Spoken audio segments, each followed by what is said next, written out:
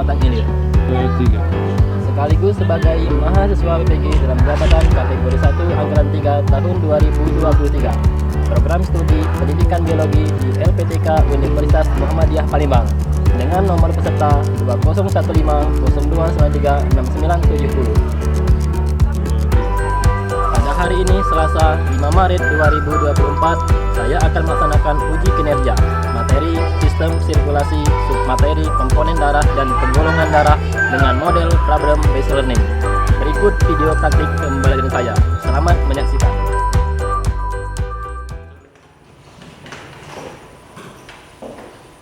Assalamualaikum warahmatullahi wabarakatuh. Waalaikumsalam warahmatullahi wabarakatuh. Apa kabar hari ini? Alhamdulillah, luar biasa, Allahu Akbar. Tetap semangat ya. Jadi kita pada hari ini ketemu lagi dengan Bapak dalam pelajaran biologi. Kan kita akan dulu untuk kegiatan berdoa. Silakan kepada satu mungkin teman-temannya ada berdoa. Marilah teman-teman, sebelum kita belajar alangkah baiknya kita berdoa sesuai kepercayaan masing-masing. Berdoa dimulai.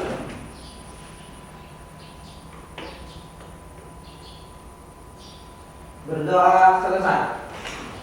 Baik ya, jadi kita berdoa. Kita lihat dulu, adakah teman-teman hari ini yang tidak hadir? Hadir semua, Hadir Pak. semua ya, alhamdulillah. Jadi hari ini semuanya bisa ikut dalam kegiatan pembelajaran. Tapi sebelum kita belajar, coba kita lihat dulu kebersihan kelasnya sudah rapi belum? Adakah sampah-sampah ataupun kebersihan kelasnya, ya, termasuk kerapian, bajunya, silakan dirapikan dulu. Kalau sudah rapi, kita mulai pembelajarannya ya. Nah, pada hari ini, ya, sebelum kita masuk ke materi inti, Bapak akan memberikan pertanyaan dulu untuk pertemuan kita di pertemuan sebelumnya. Siapa yang masih ingat apa materi yang sudah kita bahas di pertemuan sebelumnya? Saya, Pak. Ya, Deva. Gangguan pada sistem gerak. Nah, ya, materi kita pada pertemuan sebelumnya itu adalah gangguan pada sistem gerak. Siapa yang bisa memberikan contoh apa saja gangguan-gangguan yang terjadi pada sistem gerak? Saya Pak, Wah, Bobby. patah tulang. Nah, patah tulang ya. Nah, patah tulang itu termasuk contoh dari gangguan pada sistem gerak. Nah, untuk lebih lanjutnya kita akan lihat ke persepsi yang berikutnya. Nah, di sini Bapak sudah menyiapkan semacam game ya, game persepsi. Silakan kamu untuk maju ke depan ya, menjawab soal yang akan Pak tampilkan berikut. Jadi nanti kalau sudah perhatikan silakan untuk maju ke depan ya. Nanti kita ini satu-satu. Nah, itu yang pertama. Coba siapa yang ingin maju ke depan untuk melihat pertanyaan yang pertama? Saya, Pak. Ya, Pak. Nah, silakan maju, Deva, tunjuk. Nomor berapa Deva yang akan dipilih? Nomor 1 ya. Kita lihat soal nomor 1. Nah, soalnya fungsi dari sel darah pada gambar di samping. Jawabannya membunuh kuman penyakit. Kita lihat ya. Nah, benar, silakan. Oke, yang kedua. Coba siapa yang ingin maju kedua? Soal nomor 2. Ayo. Jangan kalah sama Deva. Untuk soal nomor 2, siapa yang ingin maju ke depan? Tidak apa-apa salah, kita belajar ini. Ayo. Coba Robi, boleh maju ke depan. Kita lihat ya. Soal untuk nomor 2 atau nomor 3, yang dipilih. Nomor 3. Lihat soalnya. Orang yang memiliki golongan darah A berarti bisa menerima golongan darah dari golongan darah A, B, C, dan D. A, oh ya, lihat jawabannya. Ya, benar. Ya, pada materi ini ya Bapak akan memberikan semacam motivasi ya, apa saja kira-kira manfaat dari kita mempelajari materi pada hari ini. Jadi dalam materi sirkulasi atau sistem peredaran darah nantinya kamu dapat ya mengetahui apa saja jenis-jenis golongan darah dan juga bagaimana cara menentukan golongan darah. Nah, itu salah satu bentuk dari motivasi pelajaran kita pada hari ini. Nah, kemudian di sini Bapak sudah menyiapkan ada pertanyaan pemantik atau pertanyaan pemancing. Ya, di sini ada soal yaitu mengapa darah itu memiliki warna merah. Nah, kita ya mungkin dalam kehidupan sehari-hari sudah tidak asing lagi bahwa darah itu berwarna merah. Coba siapa yang tahu mengapa darah kita itu bisa berwarna merah? Saya Pak. Nah, coba Satri. Darah berwarna merah karena dalam sel-sel darah terutama sel darah merah yang mengandung hemoglobin. Ya, benar ya. Kasih A+ untuk Satri. Jadi, darah itu bisa berwarna merah karena terutama dalam sel darah merah dia mengandung hemoglobin. Nah, terus pertanyaan pemancing yang kedua. Mengapa pada orang yang terluka darahnya itu dapat berhenti keluar? Coba siapa yang tahu jawabannya? Saya Pak. Nah, Bella ya. Silakan. Karena secara otomatis keping-keping darah atau trombosit akan melakukan penyumbatan dan akhirnya darah dapat berhenti keluar. Nah, ya. Tujuan pembelajaran. Nah, jadi bisa kita lihat depan. Tujuan pembelajaran kita pada hari ini yang pertama, setelah mengamati video dan juga membaca studi literatur, peserta didik diharapkan dapat yang pertama menganalisis komponen penyusun darah beserta fungsinya. Ya, itu tujuan pertama. Tujuan yang kedua yaitu dapat menganalisis proses pembekuan darah, dan yang ketiga yaitu menentukan jenis golongan darah dengan tepat. Jadi ini adalah tujuan yang akan kita capai pada hari ini, ya. Nah, sekarang untuk berikutnya Bapak akan memberikan tes awal atau pretest menggunakan aplikasi Quizzes.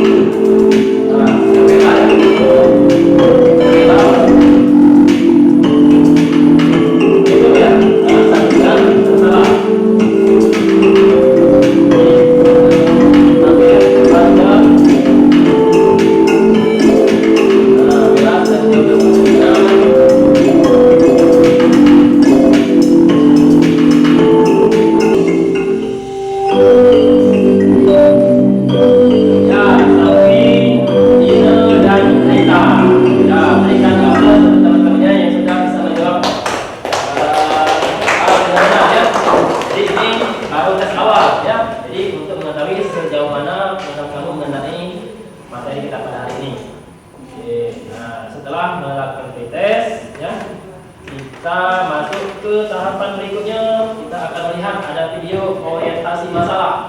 Nah, video ini silakan kamu amati, kamu cermati.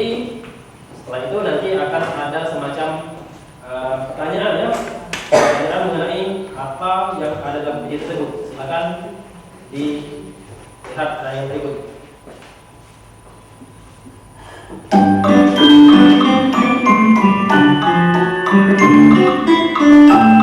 Umi dan Abi adalah sepasang suami istri yang sudah menikah selama 5 tahun. Selama 5 tahun menikah, mereka dikaruniai seorang putri yang bernama Putri dan seorang putra yang bernama Putra. Saat sore hari, Putra sedang bermain di depan rumah tanpa pengawasan orang tuanya. Naas, ia mengalami kecelakaan dan ditabrak oleh seorang pengendara motor. Saat dilarikan ke rumah sakit, Putra banyak kehilangan darah sehingga membutuhkan transfusi darah. Sebelum dilakukan transfusi darah, Putra melakukan uji golongan darah dan didapati hasilnya adalah bergolongan darah O. Orang tua Putra bingung tidak bisa mendonorkan darahnya karena ibunya bergolongan darah A dan ayahnya bergolongan darah B. Menurut kalian, mengapa golongan darah Putra bisa berbeda dari kedua orang tuanya? Apakah memungkinkan orang tua Putra mendonorkan darahnya kepada anak mereka? Tadi ada video orientasi, ya. Kira-kira dalam video tersebut apa kira-kira yang menjadi permasalahannya? Apa darahnya? Golongan darah yang berbeda. Ada lagi? Coba, siapa yang tahu orientasi masalah tersebut, apa yang terjadi? Saya Pak. Wah, Mas Sofi ya Pak. Dalam video tersebut, seseorang anak yang mengalami kecelakaan sehingga banyak mengeluarkan darah. Setelah dicek, ternyata golongan darah antar anak dan orang tuanya berbeda sehingga anak tersebut harus mencari golongan darah yang cocok. Nah, ya. Jadi itu permasalahan yang ada dalam video tadi. Jadi ketika terjadi kecelakaan dan banyak mengeluarkan darah, ketika akan melakukan donor atau transfusi darah, ternyata tidak semua golongan darah itu bisa didonorkan, ya. Karena kalau salah donor maka akan mengakibatkan semacam komplikasi. Nah, jadi sangat penting kita mengetahui jenis-jenis dari golongan darah dan juga cara transfusi darahnya, ya. Jadi itu permasalahan video yang sudah kita lihat tadi. Nah, sekarang kalau sudah melihat video permasalahan tersebut, ya, Bapak akan membagi kalian dalam beberapa kelompok, ya. Ada 4 kelompok, ya. Nah, jadi silakan kelompok 1 mulai dari paling kanan Pak, ya. Kelompok 2, kelompok 3, dan terakhir kelompok 4. Nah, ini ada KPD, ya. KPD yang Pak bagikan. Jadi ini KPD tersebut, ya, bisa kamu buatkan masalah. Dan untuk yang ingin melihat LKPD itu melalui online, nah, bisa juga kamu menggunakan link yang ada di depan. Nah, itu ada link untuk bisa kamu lihat LKPD yang sudah Pak print out tadi. Nah, jadi silakan kepada setiap kelompok untuk melakukan penyelidikan. Nah, silakan apa saja yang diminta dalam LKPD tersebut bisa kamu jawab. Sebagai sistem ada darah dari fungsi dari darah. Apa fungsi darah? Ya, tulis. Oke, Pak Heri. Untuk kamu tulisnya. Cari. Nah, coba cari fungsi darah. Sudah. Oke. Sudah ada yang selesai? Sudah. Nah, kalau sudah, coba kelompok berapa dulu yang ingin maju? Kelompok 3. Silakan kelompok 3 maju ke depan. Assalamualaikum warahmatullahi wabarakatuh. Waalaikumsalam warahmatullahi wabarakatuh. Baiklah, perkenalkan kami dari kelompok 3. Di sini kami akan menjelaskan tentang penggolongan darah. Tetapi sebelum itu perkenalkan, nama saya Cindy. Saya sebagai moderator sekaligus sebagai penjelas materi. Saya Alia Puspita sebagai sesi tanya jawab. Saya Wela Adelia sebagai penulis. Saya Priyanti sebagai operator. Baiklah, di sini kami akan memulai untuk menjelaskan materi mengenai penggolongan darah. Di sini sistem golongan darah ABO mengklarifikasi golongan darah manusia menjadi 4 tipe utama, yaitu ada A, ada golongan darah B, AB, dan O. Namun, di dalam populasi manusia, tidak semua tipe golongan darah tersebut umum ditemui dan beberapa di antaranya merupakan golongan darah langka atau jarang ditemui. Baiklah, di sistem transfusi darah, di golongan darah A, anti A itu terjadi penggumpalan, sedangkan anti B tidak terjadi penggumpalan dan anti AB itu terjadi penggumpalan. Golongan darah B, anti A terjadi penggumpalan. Tidak terjadi penggumpalan, sedangkan anti B terjadi penggumpalan. Anti B terjadi penggumpalan, dan selanjutnya bisa kita lihat pada tabel yang telah kita tampilkan. Baiklah, itulah presentasi dari kelompok kami. Apabila ada teman-teman yang ingin bertanya, kami persilakan. Silakan. Perkenalkan, nama saya Dinda dari kelompok 2 ingin memberikan pertanyaan kepada kelompok 3. Apakah semua golongan darah AB, dan O dapat menerima dan mendonorkan ke semua golongan darah? Oke, baiklah, terima kasih kepada kelompok 2. Izinkan kami untuk mencari jawabannya terlebih dulu. Oke, baiklah, terima kasih. Di sini kami akan menjawab pertanyaan dari kelompok 2 dan akan dijawab oleh teman saya yaitu Priyanti. Ya, di sini terlihat tabel. Ada golongan darah A dapat menerima golongan darah A dan O dan dapat mendonor ke golongan darah A dan B. Golongan darah B dapat menerima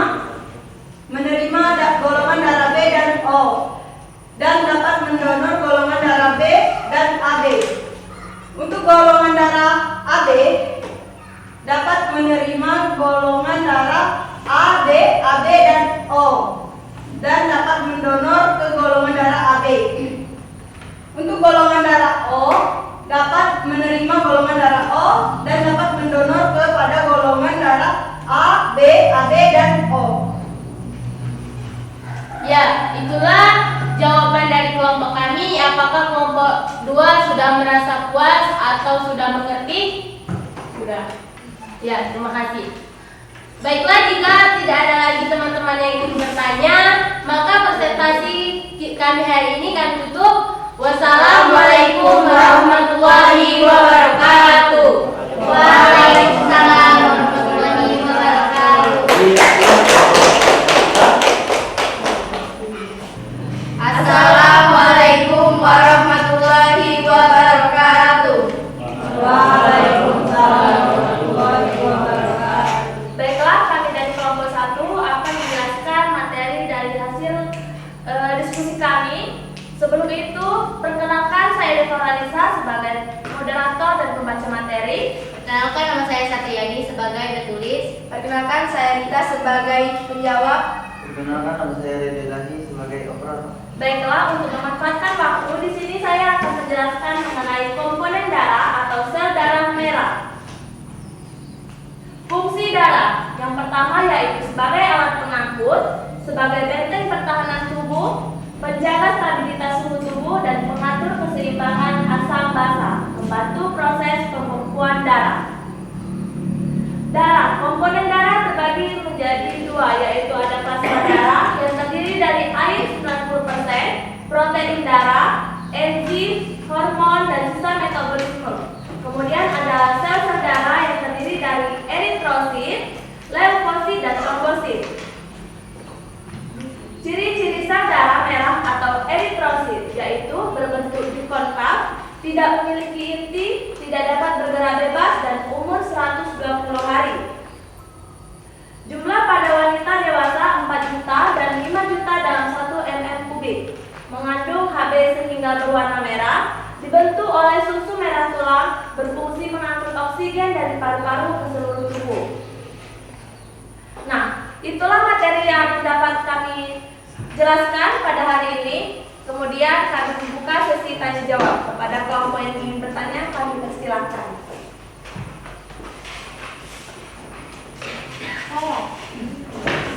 Perkenalkan, nama saya Angeli dari kelompok 4. Jumlah LC pada laki-laki dewasa berjumlah 5 juta dalam 1 m kubik, sedangkan pada perempuan dewasa 4 juta dalam 1 meter kubik. Mengapa demikian? Oke, baiklah, terima kasih kepada saudari Rara dari kelompok 4. Izinkan kami untuk mencari jawaban tersebut. Mengapa jumlah sel darah merah pada laki-laki lebih banyak dibanding perempuan ya? Nah, yang laki-laki ada 5 juta dalam 1 mm kubik, dan pada perempuan itu 4 juta dalam 1 mm kubik. Silakan. Baiklah, pertanyaan akan dijawab oleh saudari Rita. Kepadanya kami persilahkan. Baiklah, saya akan menjawab pertanyaan dari kelompok 4. Salah satu faktornya yaitu hasil pemeriksaan jumlah eritrosit lebih tinggi pada laki-laki daripada perempuan karena sistem reproduksi yang berbeda. Hal ini disebabkan karena perempuan mengalami fase menstruasi sehingga terjadi penurunan jumlah sel darah merah. Apakah Rara sudah mengerti dan paham? Baiklah, mungkin itu saja materi yang dapat kami sampaikan pada hari ini. Apabila ada kesalahan kami minta maaf. Kami akhiri. Wassalamualaikum warahmatullahi wabarakatuh.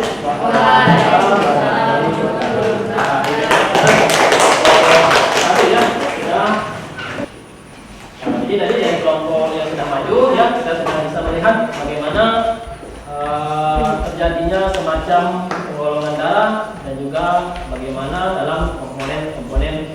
darah. Nah, sampai di sini kira-kira ada yang masih ingin bertanya? Saya Pak, Nah, coba Robi.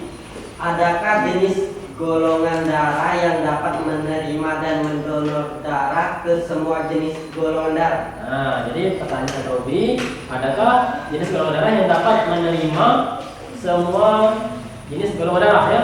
Dan juga mungkin yang dapat mendonorkan ke semua jenis golongan darah. Jadi dalam golongan darah itu ada beberapa ya macam darah yang dapat menerima semua jenis golongan darah. Artinya dia dapat menerima golongan darah A, golongan darah B, AB dan O, dan juga ada jenis golongan darah yang dapat mendonorkan ke semua jenis golongan darah. Nah, kira-kira apa jenis golongan darah tersebut? Nah, coba kita lihat di sini.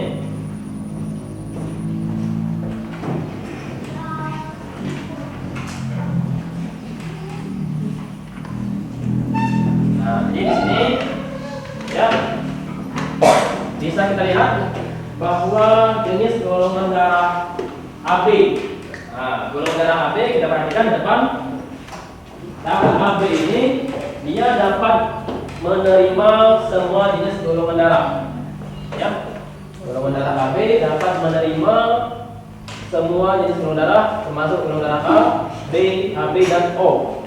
Kalau dia bisa menerima semua jenis golongan darah, ya, darah AB ini, maka dia disebut dengan resipien universal atau dapat menerima semua jenis golongan darah. Nah, satu lagi ada golongan darah O. Golongan darah O ini dia dapat mendonorkan ke semua jenis golongan darah. Jadi orang yang memiliki golongan darah O, dia dapat mendonorkan darahnya ke golongan darah A, B, AB dan O. Nah, kalau dia dapat mendonorkan ke semua jenis golongan darah, maka dia disebut dengan donor universal. Nah, intinya golongan darah AB dapat menerima semua jenis golongan darah, sedangkan golongan darah O dapat mendonorkan ke semua jenis golongan darah. Paham? Paham. Ya.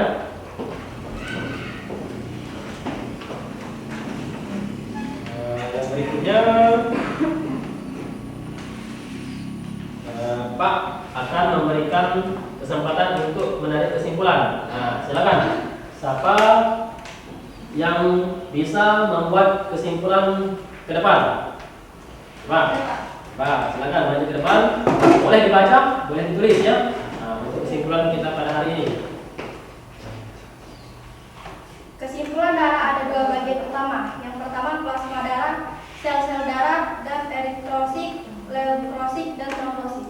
Nah, jadi kesimpulannya itu sel darah itu atau komponen darah itu ada dua macam. Ada plasma darah dan juga ada sel darah. Ya, yang plasma darah itu berbentuk cair, sedangkan yang sel darah berbentuk padat. Ya, oke, silakan untuk teman. Jadi itu kesimpulan yang sudah disampaikan oleh teman kamu ya. Nah, sekarang kalau sudah kita kembali untuk melakukan post-test. Nah, kalau tadi kuisnya ada Mama Coki, Ine dan Rita ya, yang sudah bisa menjawab dengan benar. Nah, sekarang kita coba kembali untuk memulai lagi post-test.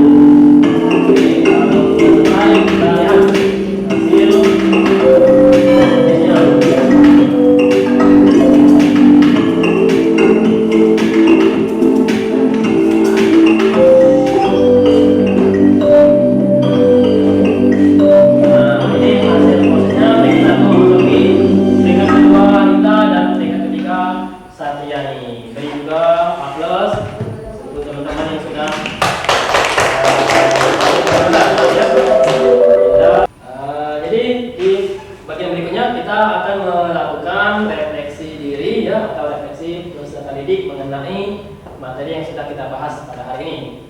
Yang pertama, apa yang telah kalian pahami setelah melakukan pembelajaran pada hari ini? Coba siapa yang bisa jawab? Saya, Pak. Coba Eva.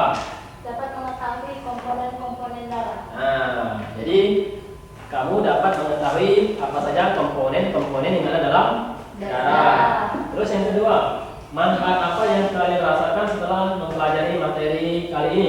Saya, Pak. Mbak, Sudi.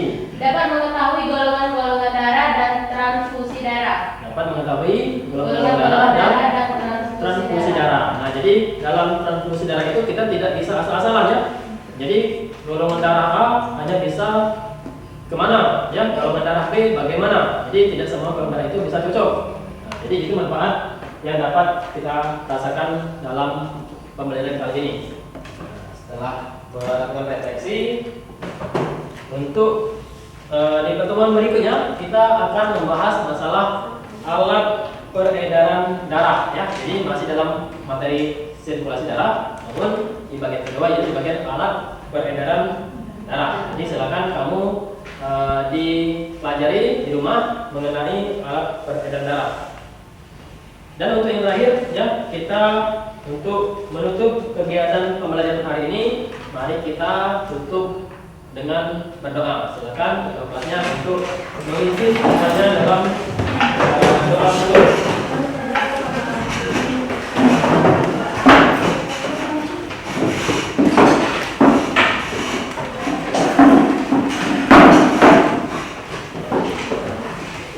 Marilah teman-teman, sebelum kita masuk materi kita hari ini, alangkah baiknya kita berdoa sesuai kepercayaan kita masing-masing. Berdoa dimulai.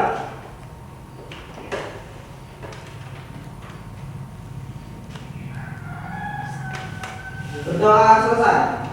Oke, baik, terima kasih ya. Jadi setelah selesai doa, pembelajaran kita hari ini selesai. Jadi wassalamualaikum warahmatullahi wabarakatuh.